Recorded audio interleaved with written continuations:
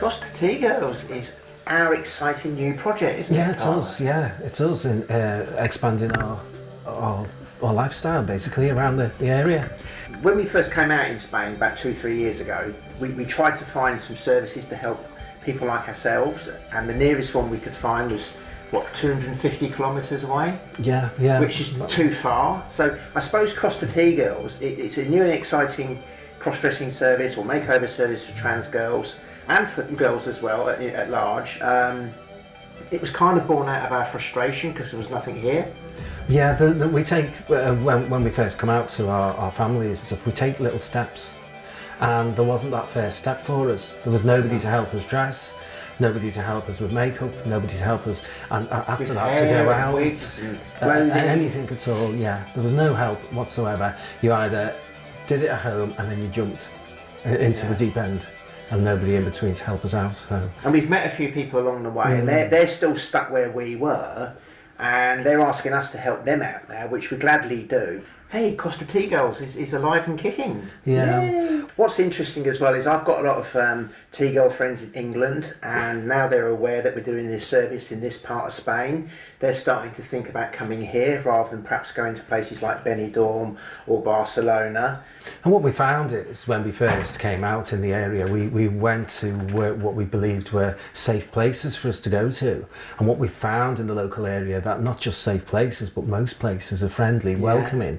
And we'd like to be able to extend that to any customers we have, any people who want to take on our services, and show them just how friendly and how accepting the area is. So I think Costa Tgirls has got a place to play and fit in the whole ethos of what's going on in this part of Spain, because Torrevieja is certainly up and coming, and we're looking to build a scene here, and hopefully we can be part of that and actually expand and evolve the community at large by providing the services that we do. It's a town of over 100,000 people, so it's a big town in itself, and then you've got the surrounding areas, and out of those 100,000, but roughly half of them are non-Spanish people who are living here as well. So we think, or we expect, that they'll be quite attractive to the people that want to use our services. So we're hoping that Costa Tgirls can fill that gap where you've got a safe place to come and be yourself. We've got a lot of experience now in makeup. We're both professionally trained. We've got other skills as well. We can help with dressing, wig selection, makeup advice. We even do chaperone trips to shops, bars and restaurants, or even spend girly time here in the apartment. So it really is an all-embracing experience for that feeling that you get, that wanting to be you, I suppose. And it's all at your own pace. We don't pressure anyone to do anything. No. And we cater for all stages, tastes and people, really. Because some people aren't out to their families and friends, we'll also look after their clothes for them. We've got a whole range of services. I mean, we can do a basic makeover for you, or you can bring your own clothes and your own wigs and accessories, and we can just provide advice. Or we can do the whole thing where you can use our clothes, our extensive wardrobe. We've got half a dozen or so different styles of wigs and colours. We've got lots of different sizes and styles of clothing, different looks, rock chick, maybe secretary, girl next door, whatever you kind of want, we can help with that. And we can do full makeovers for people as well. And as Carla said, we can even offer a storage facility for your clothes. So like you said, if someone's not out, they can put their stuff somewhere like in a hold-all, and we can store it safely here for them as well for a small charge. Beyond this as well, we've also got some life-enhancing skills between us. Carla's a trained hypnotherapist. I'm a trained NLP practitioner for life coaching, so we can offer additional services as well for people to help them if they really want to start transitioning, because it's not just about what's on the outside, it's also very much what's on the inside as well. So we can help with confidence, overcoming limiting beliefs, or just general enhancements to your mental well-being while you're on this journey. It's amazing how the mental health aspect comes into this, how negative some people can feel, especially with the social media negativity that sometimes goes around. We can counter that with our services anyway.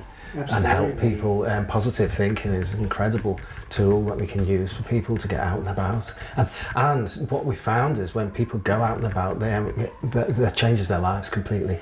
Oh, I mean, we've shared so many first day moments with people. We've, in fact, our last two customers that came here Katie and Paula both had never been out before, so we were really honoured to be the catalyst, if you like, to get them to actually take that first step outside, as the true women that they were, and they felt amazing doing it.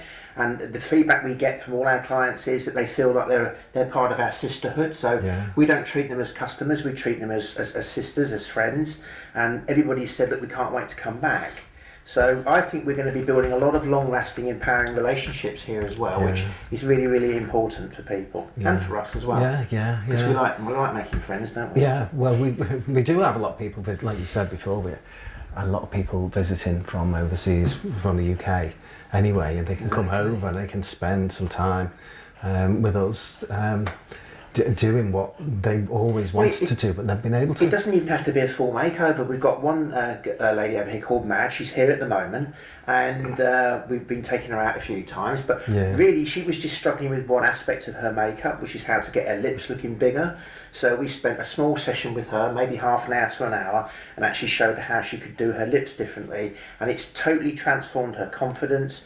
She'd never been out before. Now she's out in all the bars. She's out in the restaurants. She came out with us last night. And you're taking her to get her hair. And I'm going to take her to our hairdressers so she can choose a brand new hairstyle and wig for herself as well. So she's really come on leaps and bounds in her journey. And she's a classic example of someone that's come over from England to come here for holiday. Normally she would go to the Costa del Sol down near Malaga, but she found out what we were doing here and decided to make her holiday destination Torrevieja. She then tells us it's the first time she's been out, and then we went out the last week, and then it's the first time she's been out during the day, the first time she's been out on her own. So all of those barriers have been broken in the last 2 weeks by her, 2 or 3 weeks by her, and she feels great now, doesn't she? She does. And just on that, we've got other friends as well. I'm not going to name names because they're quite shy, but they're adamant they won't go out. So when they come over basically in male get up, and they get changed here, and we help them, and they spend a few hours here in the apartment, and then we help them at the end take all their makeup off and get changed back into their male attire, and then they leave. And that's satisfying for them as well, isn't it? Yeah, and everything's cleaned, everything's prepared for the next. You bring your own underwear, or we can supply the underwear for you, and we will discard that. Which yours to keep, isn't it? Absolutely, no one wants to wear someone's used undies, do they? No. Long video. Our journey over the last 2 or 3 years, we met online, and it's a strange one, really, isn't it? We were both out to our wives, our families, and then I found out about Rachel online, and it turns out she lived in the next village, the next town to me, and we met up, and about 6 months later I went out for the first time. You did. And now we're out all the time. You can't keep us in. Oh, it's unbelievable. I mean, I started coming out, so to speak, when I was in England before I moved over to Spain. So I've been out and about, even though my wife didn't know about it, for about 7 or 8 years. And so I had a bit more experience perhaps than you in the beginning, which I think you leveraged to get you out, because your first trip out was me coming to your house, picking you up. We then went to a hairdresser's, we went to an ice cream parlour on the seafront, and then we went for a meal in a local bar, all on your first trip out. And I remember my very first trip out 7, 8, 9 years ago was in the dark in my car, so no one could see me. So you were so brave doing it that way, and I think maybe what helped you is that you had somebody with you that had already been out, whereas most of us never had that opportunity. So we met online just after COVID, and we both had similar interests. We were both looking for friends in the local area. We've got on, we've become best friends, and our friendship's just grown really, and so's our journey. I mean, there's not one thing really within reason I haven't actually done as a girl. I've been to the bank, we go to supermarkets, I go to bars, I've been stopped by the police in my car for driving too fast. That's another story. We've done pretty much everything as what you would do in everyday life, and I suppose to a degree we take it for granted now. So we have to stop sometimes and check in with ourselves, because other people are not at the same point on the journey that we're at. So it's important that we realise that and come back down to a level that they can relate to. And we go to Benidorm Pride every year, don't we, as girls, for 3 or 4 days. Torrevieja Pride this year as well. And Torrevieja Pride in 2023. We have our own stall. Everything's coming quick, so fast towards us, and we're just really happy to be on this journey, really. And we're putting together an events. We're going to be putting regular events on in conjunction with Explore Film and Torrevieja Alternative Events. So hi guys, and we're looking forward to setting up the T-Girl Lounge, which is going to be a bit of a brand. And it's going to start being a bit mobile, going around to bars and such like, but eventually it'll have its own home and its own place here in Torrevieja, hopefully.